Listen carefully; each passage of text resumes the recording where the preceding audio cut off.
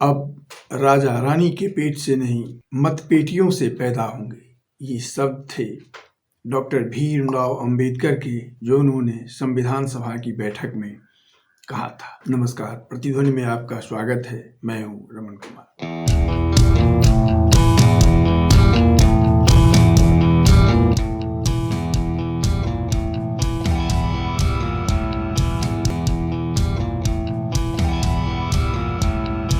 कल 26 जनवरी थी, जब 1950 में भारतीय संविधान को अंगीकार किया गया था और इस देश को एक गणतंत्र घोषित किया गया था। डॉक्टर अंबेडकर ने इसी संविधान सभा की बैठक में उनकी एक और पंक्ति है कि राजनीति में अब नायक की पूजा नहीं होनी चाहिए। कल 26 जनवरी जब हमने अपना 76वां गणतंत्र दिवस मनाया, पर इन 76 वर्षों की यात्रा पर गौर करें तो हम कहां से कहां तक। सबसे पहले अंबेडकर के उस कथन की बात कि अब राजा रानी के पेट से पैदा नहीं होंगे। निश्चित रूप से अब राजा रानी के पेट से पैदा नहीं होते, जो हजारों वर्षों से भारत में राजशाही की परंपरा के समय होती रही थी और राजा रजवाड़े होते रहे थे। जब भारत आजाद हुआ था, 563 देशी रियासतें थी, जिसके राजे रजवाड़े महाराजे हुआ करते थे। 1950 संविधान अंगीकार के बाद शुरुआत होती है और एक आजादी कालीन संघर्ष से निकले एक आदर्शवाद के सहारे शासन सत्ता की शुरुआत होती है। पर आज 76 वर्षों बाद यदि उस पर गौर करें तो हमने इसे कहाँ पहुंचा दिया। क्या सचमुच अब राजा रानी के पेट से पैदा नहीं होते? यदि इसकी ही पड़ताल करें तो नेहरू और शास्त्री के बाद भारत की वह राजनीति जब एक वंशानुगत राजनीति की ही हो गई। वह दल कांग्रेस, जिसे आजादी की लड़ाई लड़ने का श्रेय प्राप्त है, ने अपने को एक परिवार, गांधी नेहरू के परिवार की पार्टी के रूप में बदल लिया और सिर्फ वहां वही होता रहा। खासकर इंदिरा जी के युग के बाद उस परिवार के लोग ही जहां हो गए वही कांग्रेस हो। कांग्रेस में कई विभाजन हुए, पर मूल कांग्रेस उसे ही माना जाता रहा। इस देश के लोगों ने माना जिसमें गांधी नेहरू परिवार का नेतृत्व हो। समाजवादियों ने इसका सबसे अधिक विरोध किया और उस विरोध में उन्होंने कहा था कि वंशवाद का राज बदल दो। वंशवाद से उनका आशय नेहरू के बाद इंदिरा और इंदिरा के बाद फिर क्रमशः उनके ही परिवार के लोगों द्वारा, इसके सहारे वह 1977 में एक बार फिर सत्ता बदली थी। वंशवाद के विरुद्ध लड़ने वाले जिन लोगों ने इस संघर्ष किया था और जिन लोगों ने यह नारा दिया था, वो बहुत दिनों तक शासन तो नहीं कर सके, पर उनके ही सारे लोग जो वंशवाद के विरुद्ध सबसे अधिक मुखर होकर लड़ रहे थे और वंशवाद का नारा उछाल रहे थे उनके विरुद्ध, कांग्रेस के विरुद्ध, वो सारे अलग अलग वंशवादी राजनीति की धारा में चले गए।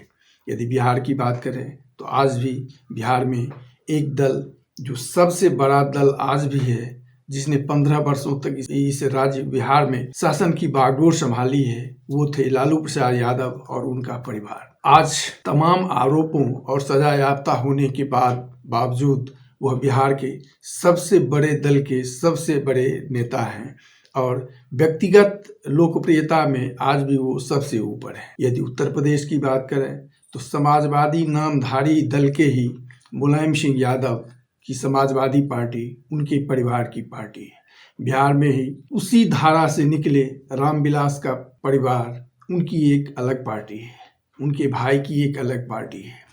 इसी तरह जीतन राम मांझी के परिवार की एक अलग पार्टी है, जिसमें उनके स्वयं, उनके पुत्र, उनकी पुत्रवधू और कुछ सगे संबंधी होते हैं। अगर दक्षिण की बात करें तो करुणानिधि की परिवार कुनबा एक अलग धारा में चल रहा हो। महाराष्ट्र में शरद पवार का दल है, ठाकरे परिवार का अपना दल है। सारे दल, यानी वंशवाद की जिस राजनीति के विरुद्ध वह धारा चली थी और यह नारा दिया गया था कि अब राजा रानी के पेट से नहीं पैदा होंगे, निश्चित रूप से वो मतपत्र से तो पैदा हो रहे हैं, पर वह मतपत्र से पैदा होने वाले वह राजशाही का स्वरूप मात्र बदला है। शानो शौकत में कोई बदलाव नहीं आया है।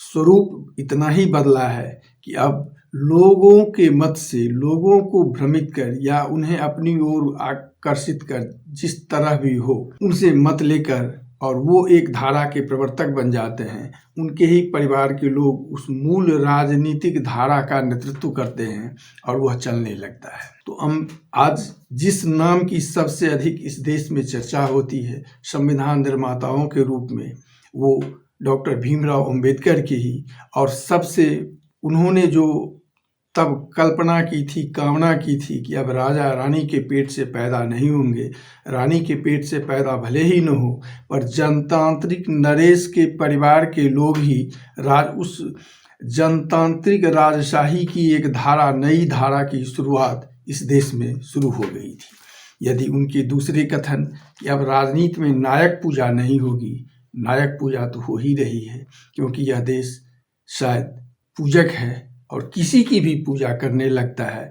भावावेश के आवेग में वह यह नहीं देखता कि वह किसकी पूजा कर रहा है, क्यों कर रहा है, क्योंकि जातियों, धर्मों, वर्गों और इसी तरह के क्षेत्रीयता में बटे हुए लोग भावावेश के आवेग में एक दूसरे के विरुद्ध, कह सकते हैं कि घृणा की भावना के कारण किसी की भी पूजा करने लगते हैं जो उनके समुदाय का हो।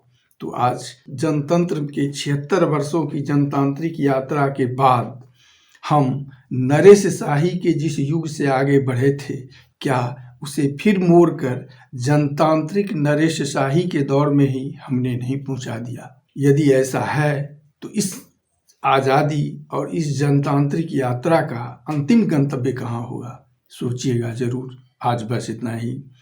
चैनल अच्छा लगे तो इसे लाइक, सब्सक्राइब और अपनी प्रतिक्रिया देने का कष्ट करेंगे। धन्यवाद, नमस्कार। मिलते हैं फिर अगले अंक में।